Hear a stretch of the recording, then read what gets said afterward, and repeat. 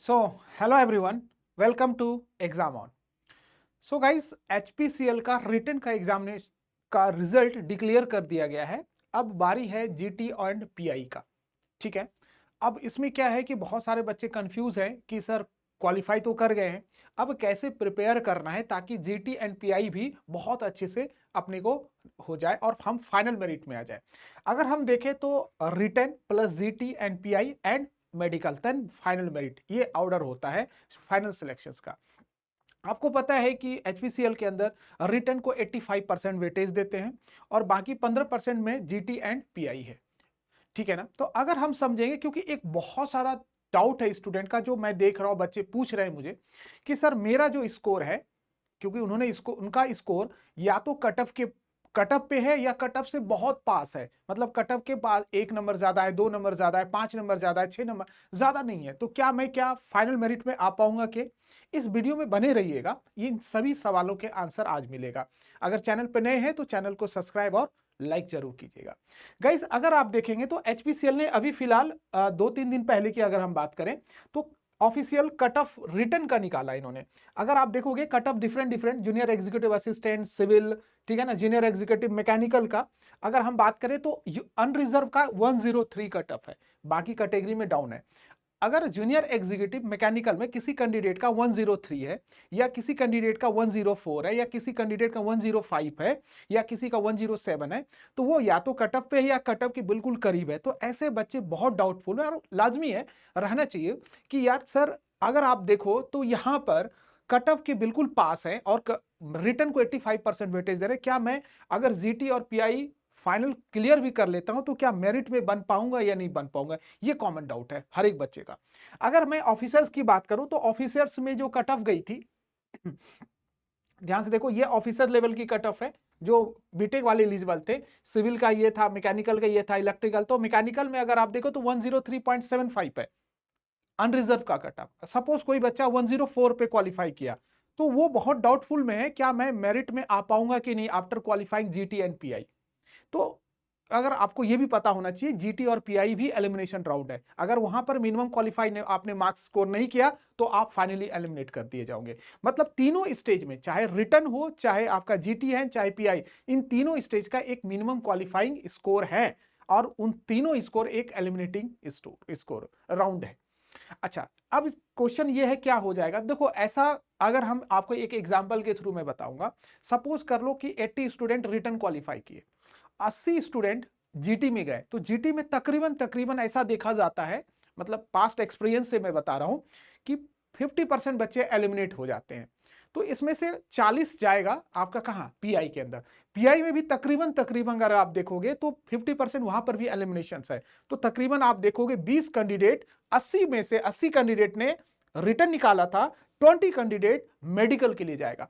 अब मेडिकल में भी रिजेक्शंस होते हैं, बहुत रेयर होता है लेकिन होता है वहां पर भी। मतलब 20 में देखोगे एक आध दो कैंडिडेट मेडिकली अनफिट होगा, तो तकरीबन अगर आप देखोगे तो 18 कैंडिडेट को का मेरिट बनेगा। 18 कैंडिडेट के लिए आपको मेरिट तैयार किए जाएंगे और मेरिट के अंदर 85% और 15% का क्राइटेरिया रख के करेंगे, तो तकरीबन एक दो कैंडिडेट ही आउट होगा। बाकी अगर आप देखोगे 18 में से 15 के आसपास बच्चे फाइनल मेरिट में सेलेक्ट हो जाएंगे। तो आपको मेरा यह कहना है कि अगर आप देखोगे सबसे लोएस्ट नंबर जो कट ऑफ या कट ऑफ के पास और सबसे हाईएस्ट नंबर है, उन दोनों में ज्यादा गैप नहीं होता है। ज्यादातर कैंडिडेट अगर आप देखोगे इन बिटवीन होगा, लोएस्ट नंबर पे भी बहुत कम कैंडिडेट होगा, हाईएस्ट पे भी कम कैंडिडेट होगा, रिटर्न की बात कर रहा हूं। ज्यादातर कैंडिडेट की जो भीड़ होती है, crowd in between lowest and highest होगा। तो अगर आप देखोगे तो ये चीजें क्लियर है कि अगर आपका कट ऑफ के इक्वल मार्क्स है और कट ऑफ से बहुत करीब है रिटर्न में, तो आप फाइनल मेरिट में आ सकते हो। और ऐसा ऐसा बहुत सारे कैंडिडेट हैं, ऐसे हमारे बहुत सारे स्टूडेंट हैं जो कि लास्ट टू लास्ट ईयर अगर आप देखोगे, हर एक साल उसके या तो कट ऑफ से 0.5, एक कैंडिडेट का 2.5 मार्क्स ज्यादा था कट ऑफ से, तो वो फाइनली मेरिट में आ गया। कुछ कैंडिडेट ऐसे थे कि बहुत हाईएस्ट मार्क्स थे, 15 नंबर था, वो फाइनल मेरिट जीटी में ही आउट हो गया। तो आपको इस बात का टेंशन नहीं लेना है कि सर रिटर्न में बिल्कुल कट ऑफ के पास है तो क्या फाइनल में मेरिट आ पाएगा। जी हां, इसका आंसर है आप फाइनल मेरिट में आ पाएंगे। और आ पाएंगे क्या, ऐसा होता है और ऐसे बहुत सारे कैंडिडेट सेलेक्टेड होते हैं। मुझे लगता है आपको आंसर मिल गया होगा।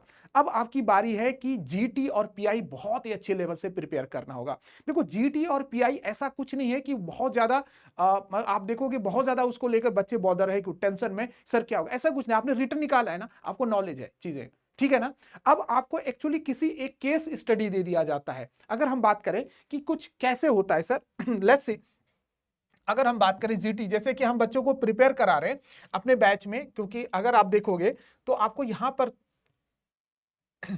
ये देखिए जीटीपीआई का केसेस, ये आप देखोगे यहां पर जस्ट सी दिस, ये देखो ये केस स्टडी होता है। ये कुछ टॉपिक्स दे दिया जाता है, ये सारे टॉपिक्स है।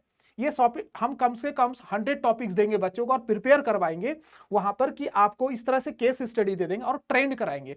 और आपको देखो सिचुएशन बेस पे आपको 7-8 के ग्रुप बना दिया जाता है। उस ग्रुप में आपको स्टार्ट करना है, कंक्लूड करना है, पॉइंट टू पॉइंट चीजें बोलनी है, उस टॉपिक के रिलेवेंट चीजें बोलनी होती है, तभी आपको वो मार्क्स देंगे। इररिलेवेंट चीजें रिकॉर्ड में नहीं होगा, वो आपके मार्क्स को डिक्रीज कराएगा। तो और दूसरी बड़ी बात, पीआई जो डिपेंड करता है वो आपके रिज्यूम पे भी डिपेंड करता है, क्योंकि आपका पास्ट एक्सपीरियंस क्या है, ठीक है ना। आपने जिस कंपनी में थे वहां पर कैसा वर्क प्रोफाइल था, वहां से क्वेश्चन हो सकता है। अगर आपके पास गैप ईयर है तो वो पॉजिटिवली जस्टिफाई करना होगा गैप ईयर को, ये मैटर करता है।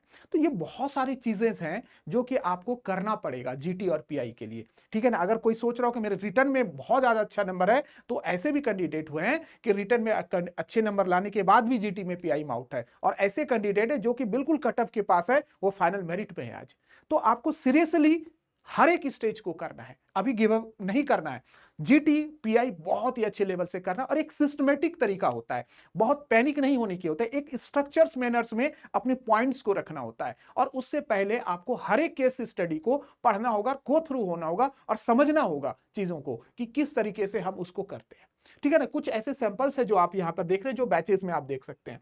तो देखो इसमें एक्चुअली आप देखोगे ग्रुप्स में हम लोग कराते हैं बच्चों को जीटी। अभी देखो कल से स्टार्ट हुआ है, कल हमारा ओरिएंटेशन सेशन था। अब हम उसमें ओरिएंटेशन सेशन के बाद बच्चों को मटेरियल दे दिए, मटेरियल के बाद बच्चे पढ़ेंगे, हम जीटी लेंगे ग्रुप्स में बना बना के कैंडिडेट को। देन आफ्टर उस बच्चे को हम गाइड कर पाएंगे कि आपको कहां कहां क्या पॉइंट्स बोलना था, किस पॉइंट को अवॉइड करना था। देन पीआई भी होगा उसके अंदर। तो एक कंप्लीट पैकेज आपको यहां पर देखने को मिलेगा। अगर आपको देखना है कि सर कैसा है ये चीजें, तो सिंपली आपको एग्जाम ऑन के एप्लीकेशन पे जाना है, ठीक है। एग्जाम ऑन के एप्लीकेशन पे जैसे ही जाओगे आप यहां पर, तो यहां पर आपको एक बैचेस दिखेगा, एचपीसीएल, जीटी एंड पीआई। ध्यान रखिएगा, आपको HR training, personal development, mock interview, ये सभी कुछ इंक्लूड है। और इसमें मटेरियल भी दिया जाएगा पीडीएफ के फॉर्मेट में, जो जीटी के टॉपिक, और जीटी के टॉपिक यकीनन मानिएगा जो भी मटेरियल में बहुत रिसर्च के साथ बनाया जा रहा है, बहुत चीजों को हमारे पास्ट एक्सपीरियंस जो कैंडिडेट से पूछा गया है क्वेश्चन, उन सभी क्वेश्चन को इंक्लूड किया जा रहा है। आपको पहले पढ़ना है, फिर आपको हमारे ऐप के अंदर आके चीजों को, अपने बात को रखना है, और हम मॉनिटर करेंगे कि आपको कहां इंप्रूवमेंट की नीड होगा। तो आप एनरोल कर सकते हैं, ज्यादा टाइम नहीं है, क्योंकि आप बहुत जल्दी आपका जीटी और पीआई का डेट आ सकता है। तो जल्दी से जल्दी आप यहां पर एनरोल कीजिए। सिंपल है, आप जाइएगा यहां पर, जाके आप यहां पर गेट दिस कोर्स करके आप कर सकते हैं। तो मोबाइल में एग्जाम ऑन डालिए और एप्लीकेशन चेक कीजिए।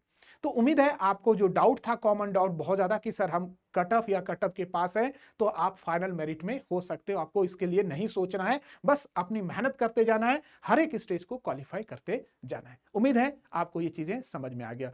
स्टिल अगर आपको लगता है कि एचपीसीएल में कुछ डाउट्स है, कुछ चीजें नहीं समझ में आ रही है, कैसे करना है, तो आप वीडियो के कमेंट में हमें जरूर बताइएगा। हम आपके क्वेश्चंस को नेक्स्ट वीडियो में जरूर लेंगे। So thank you.